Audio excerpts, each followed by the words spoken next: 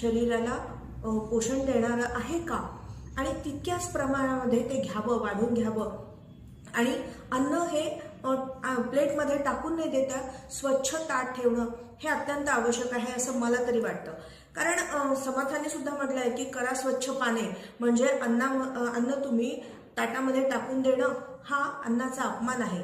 आपण मोठ्या कार्यक्रमामध्ये पाहतो बऱ्याच ठिकाणी की वाढून घेतल्यानंतर आपण सर्व जर प्लेट चाटून पुसून संपवली तर खाणाऱ्याला आपण आधाशी आहोत की काय असं वाटेल, म्हणून थोडंसं खायचं आणि मोठ्या प्रमाणामध्ये टाकून द्यायचं, अशी एक पद्धत समाजामध्ये रूढ झालेली आहे, जी अन्नाचा आपण अपमान करीत आहोत. आणि मी म्हणत नाही की जेवढं घेतलं तेवढं टाकून द्यायचं नाही म्हणून आपण खूप मोठ्या प्रमाणात खाल्लं पाहिजे.